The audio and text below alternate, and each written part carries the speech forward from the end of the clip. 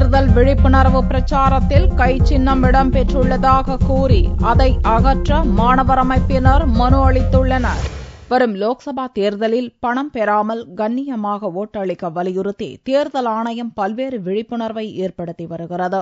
அதன் ஒரு பகுதியாக வெளியிடப்பட்டுள்ள சுவரொட்டிகளில் காங்கிரஸ் கட்சியின் கை சின்னம் இருப்பதாக மாணவர் அமைப்பினர் குற்றம் சாட்டியுள்ளனர். இவற்றை அகற்ற கோரி தேர்தல் கமிஷனிடம் மாணவர் அமைப்பினர் சனிக்கிழமையன்று மனு அளித்துள்ளனர். நாடாளுமன்ற தேர்தலில் இந்தியா முழுக்க பல்வேறு குழப்பத்தை விளைவிக்கக்கூடிய வகையில், அதிலும் குறிப்பாக ஒரு கட்சி சார்பாக, அதிலும் காங்கிரஸ் கட்சிக்கு ஆதரவான பரப்புரையை மறைமுகமாகவும் நேரடியாகவும் பல்வேறு விளம்பரங்களின் மூலமாக செய்து வருகிறது.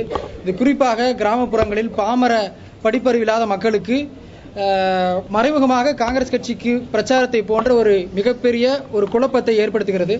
ஆகவே இந்த குழப்பத்தை உடனடியாக இந்திய தேர்தல் ஆணையம் சீர் செய்ய வேண்டும் என்று இன்றைக்கு மாணவர்களும் இளைஞர்களும் நாங்கள் இந்திய தேர்தல் அதிகாரியிடம் மனு கொடுத்திருக்கிறோம். தலைமைச் செயலகத்தில் மாணவர்கள் வந்தபோது தலைமை தேர்தல் அதிகாரி பிரவீன்குமார் இல்லாததால் இணை தேர்தல் அதிகாரி அஜய் யாதவிடம் மாணவர்கள் மனு அளித்துச் சென்றனர்.